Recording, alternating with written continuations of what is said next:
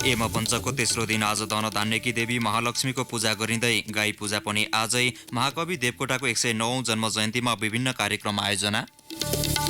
प्रधानमन्त्री ओली झण्डै 3 सातापछि सार्वजनिक कार्यक्रममा सहभागी हुँदै स्वास्थ्यबारे ख्याल गर्न चिकित्सकको सुझाव।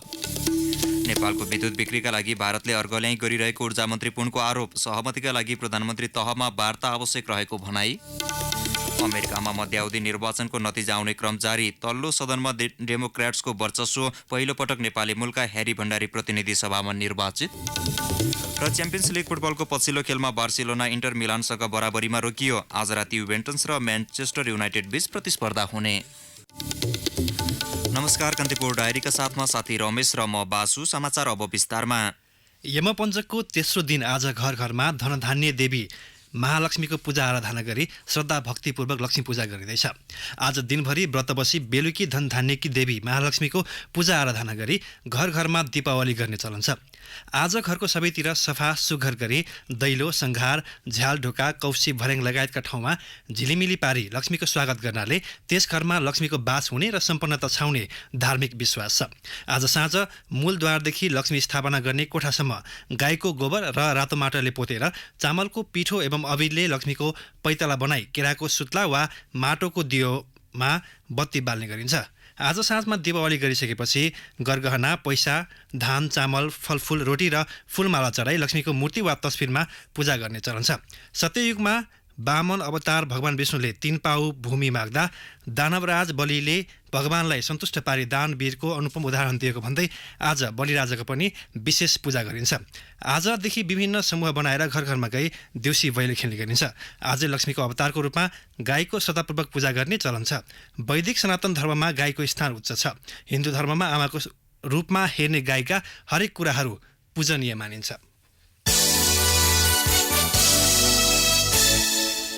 महाकवि लक्ष्मीप्रसाद देवकोटाको 109औं जन्म जयन्तीमा आज विभिन्न कार्यक्रम गरिँदैछ। देवकोटाको जन्म जयन्तीको अवसरमा प्रधानमन्त्री निवास बालुवाटारमै विशेष कार्यक्रमको आयोजना हुँदैछ। मुलुकभित्र र विदेशमा रहेका नेपालीहरूले कार्यक्रम गरी देवकोटाको सम्झना गर्दैछन्। महाकवि देवकोटाको जन्म विक्रम सम्वत 1966मा कार्तिक कृष्ण औँसी अर्थात् लक्ष्मी पूजाका दिन काठमाडौँ डिल्ली बजारमा भएको थियो। 10 वर्षको उमेरमा कविता लेख्न सुरु गरेका देवकोटाका थुप्रै महाकाव्य, खण्डकाव्य, निबन्ध, कथा, नाटक, उपन्यास, गीत, समालोचना र फुटकर कविता प्रकाशित छन्। नेपाली साहित्यमा आधुनिक महाकाव्य लेखनको थालनी गरेका देवकोटाको मुनामदन खण्डकाव्य नेपाली भाषामा प्रकाशित मध्ये सबैभन्दा बढी बिक्री भएको पुस्तक हो। महाकवि देवकोटाले 3 महिनामा शाकुन्तला महाकाव्य, 10 दिनमै सुलोचना महाकाव्य र 1 दिनमा कुञ्जिनी खण्डकाव्य लेखेका थिए। नाट्य सम्राट बालकृष्ण समले देवकोटा मुनामदन, शाकुन्तल महाकाव्य र पागल कवितासँगै 3 पटक जन्मेको बताएका थिए। नेपाली साहित्यमा स्वतन्त्रतावादी प्रगतिवादी धाराका प्रवर्तक देवकोटाका रचनामा मानवतावाद, प्रकृति प्रेम र क्रान्तिकारिता झल्कन्छ। उनमा पूर्वीय र पाश्चात्य दर्शनको संयोजन पाइन्छ।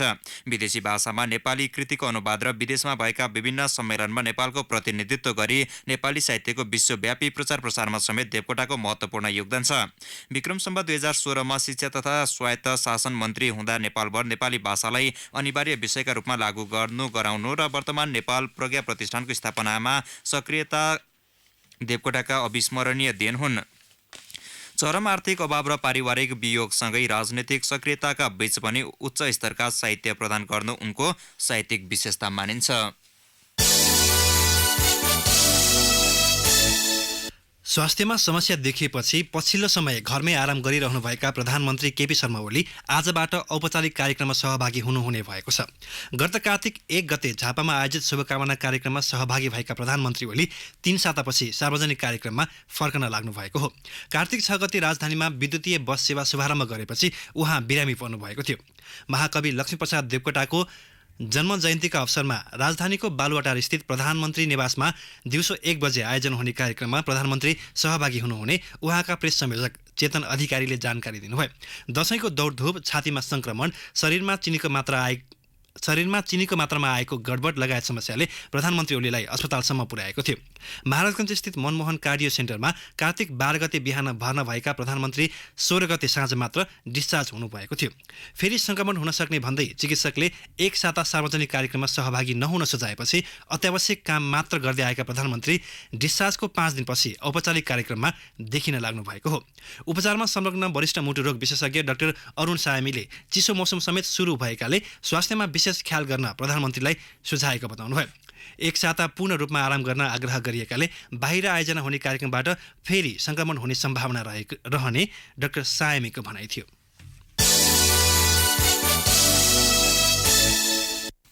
ऊर्जा मन्त्री वर्षमान पुनले नेपालको विद्युत व्यापारमा अवरोध खडा गरेर भारतले अर्घेल्याई गरेको बताउनु भएको छ। यद्यपि नेपालले विद्युत बेच्ने समयसम्ममा उच्चस्तरीय वार्ता मार्फत समस्या समाधान गरिने मन्त्री पुनले बताउनुभयो।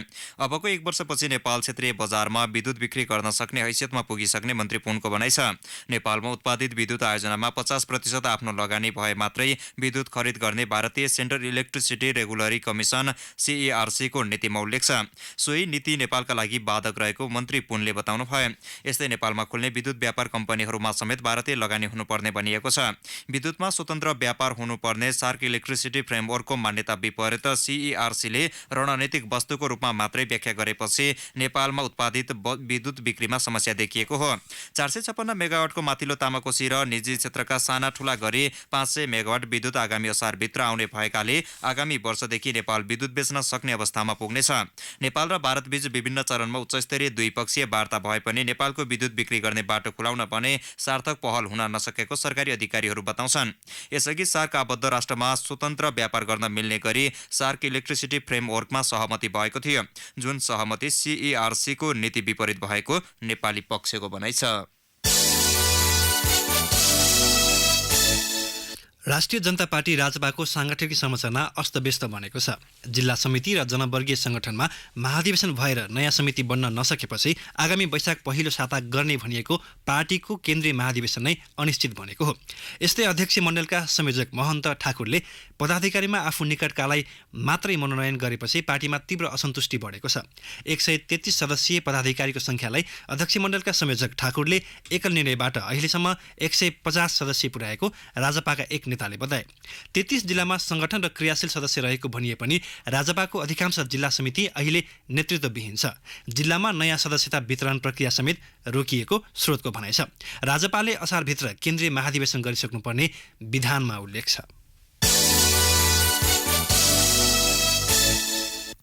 संघीय सरकारले सशर्त अनुदानमा पठाएका टुक्रे योजनालाई प्रदेश सरकारले गाभेको छ। थोरै बजेट जताततै बाँड्दा विकासको उपलब्धि नदेखिने भएपछि योजना गाभिएको प्रदेश सरकारको भनाइ छ। चालु आर्थिक वर्षका लागि संघीय सरकारले 680 प्रादेशिक सडक निर्माणका सशर्त योजना पठाएको थियो। त्यसका लागि 49 करोड 11,55,000 हजार बजेट विनियोजन भएको थियो। यस हिसाबमा एउटा प्रादेशिक सडकका लागि जम्मा 7,22,000 रुपैयाँ छुटिन्थ्यो। सो बजेटबाट सडक निर्माणको चरणमै जान नसक्ने भएपछि 680 प्रादेशिक सडक पुनः प्राथमिकीकरण गरेर अहिले 103 मा झारेको प्रदेश सरकारका प्रवक्ता तथा भौतिक पूर्वाधार विकास मन्त्री बैजनाथ चौधरीले जानकारी दिनुभयो। यसअघि सांसद मात्र होइन प्राविधिक कर्मचारीले समेत सशर्त अनुदानको सो बजेटबाट ती सबै सडकको सम्भावित अध्ययन समेत हुन नसक्ने राय दिएका थिए। यसअनुसार सरकारले अघिल्लो महिना एउटा सांसदलाई आफ्नो निर्वाचन क्षेत्रका 2वटा सडक छानेर ल्याउन आग्रह गरेको थियो। सरकारका प्रवक्ता मन्त्री चौधरीले सांसदहरूले ल्याएकै सडकलाई प्राथमिकतामा राखेर योजना घटाएको बताउनुभयो। प्रदेश 5 मा 52वटा प्रदेश निर्वाचन छन्। त्यसमा एउटा निर्वाचन क्षेत्रका सडकमा 90 लाख रुपैयाँ नघट्ने गरी योजना बनेको छ। कान्तिपुर डायरीमा अब ब्रेकको पालो। कान्तिपुर डायरीमा अब बाँकी प्रसङ्ग। झापा र सोलुखुम्बुमा भएका दुर्घटनामा 2 जनाको मृत्यु भएको छ। झापाको बिर्तामोड नगरपालिका 5 मा मे 1 ख 3077 नम्बरको बस को ठक्करले पैदल यात्री 60 वर्षीय धनकुमार पराजुलीको मृत्यु भएको छ। सोलुखुम्बुको थुलुङ दुधकोशी गाउँपालिका 3 मा 92 9647 नम्बर पिकअप दुर्घटना हुँदा स्थानीय 19 वर्षीय सरिना राईको घटनास्थलमै मृत्यु भएको प्रहरीले जनाएको छ। दुर्घटनामा घाइते 7 जनालाई जिल्ला अस्पताल फाल्पु पुर्याइएको छ।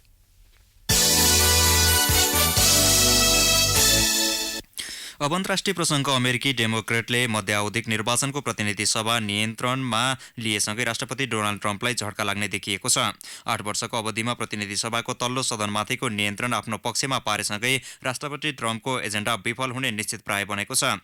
यद्यपि राष्ट्रपति डोनाल्ड ट्रम्पको पार्टी रिपब्लिकनले सेनेटमा आफ्नो पकड मजबुत बनाउन हर प्रयास जारी राखेको बीबीसीले उल्लेख गरेको छ। अमेरिकामा मध्यावधिक निर्वाचनको मतगणना आउने क्रम जारी छ। निर्वाचन सम्पन्न भएका अधिकांश राज्यमा डेमोक्रेटका उम्मेद्वारले प्रतिशतले विजय हासिल गरेका छन्। समय फरक रहेकाले केही राज्यमा भर्खरै मात्र मतदान सकिएको छ भने केहीमा मतगणना जारी रहेको बीबीसीले उल्लेख गरेको छ। फ्लोरिडा, कोलोराडो, केन्टकी लगायतका राज्यको प्रारम्भिक नतिजा अनुसार डेमोक्रेटकै जित हुने देखिएको छ। राष्ट्रपति डोनाल्ड ट्रम्पको 2 वर्षे कार्यकालको मूल्याङ्कन मध्यावधिक निर्वाचनको नतिजाले गर्नेछ। 435 सदस्यीय प्रतिनिधि सभा र माथिल्लो सदनको 100 मध्ये 35 सीटका लागि प्रत्यक्ष निर्वाचन हुन लागेको हो। 50 मध्ये 36 राज्यले गभर्नर समेत चुन्दैछन्। अघिल्ला मध्यावधिक निर्वाचनमा अत्यन्त कम मत खसे पनि यसपटक भने मतदाताको सहभागिता उल्लेख्य रहेको बीबीसीले उल्लेख गरेको छ। यसैबीच नेपाली मूलका ह्यारी भण्डारी डेमोक्रेटिकबाट मेरील्यान्डको प्रतिनिधि सभा सदस्य चुनिनु भएको छ। उहाँ अमेरिकाको प्रतिनिधि सभामा चुनिने नेपाली मूलका पहिलो अमेरिकी नागरिक हुनुहुन्छ।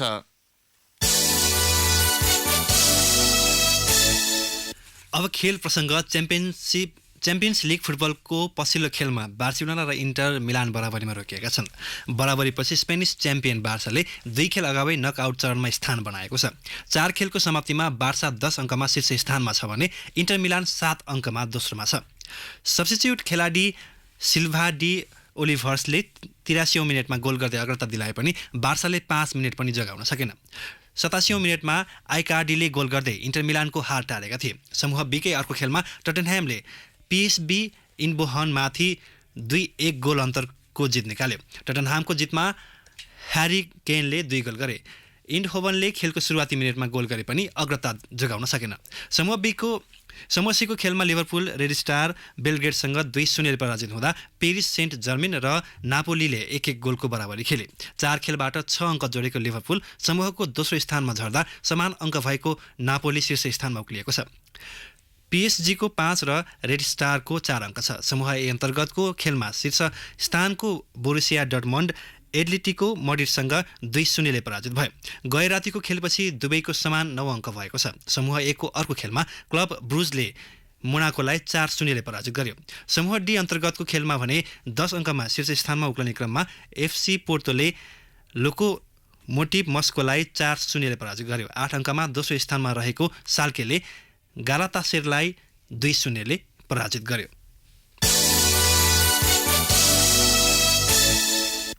च्याम्पियन्स लिग फुटबलमा आज राति म्यान्चेस्टर युनाइटेड र युभेन्टस बीच प्रतिस्पर्धा हुँदैछ। समूह एच अन्तर्गतको खेलमा 9 अङ्कमा शीर्ष स्थानमा रहेको युभेन्टसलाई रोक्न सके म्यान युनाइटेडको अघिल्लो चरण प्रवेशको सम्भावना कायमै रहनेछ।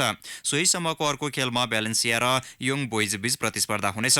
समूह जी अन्तर्गतको खेलमा रियल मड्रिड र भिक्टोरिया प्लेजेन तथा रोमा र सीएसके मस्को बीच प्रतिस्पर्धा हुनेछ। समान 6 अङ्क भए पनि मड्रिड गोल अन्तरमा रोमाभन्दा 1 स्थानमा शीर्षमा छ। समूह एफमा म्यान्चेस्टर सिटीले सक्तर डोनेक्ससँग र लियोनले होफेनहेमसँग तथा समूह ईमा अक्जासले बेन्फिकासँग र बायर्न म्युनिकले एथेन्ससँग प्रतिस्पर्धा गर्नेछन्। सिटीको 7 र लियोनको 5 अङ्क छ। हवस् नै प्रसङ्गसँगै कान्तिपुर डायरीको यो बुलेटिन अहिलेलाई यहीँ सकिन्छ। दिउँसो 1 बजे डिस्ट्रिक्ट डायरीका साथमा उपस्थित हुने नै छौँ। अहिलेलाई साथी रमेश र म बासु बिदा हुन्छौँ। नमस्कार।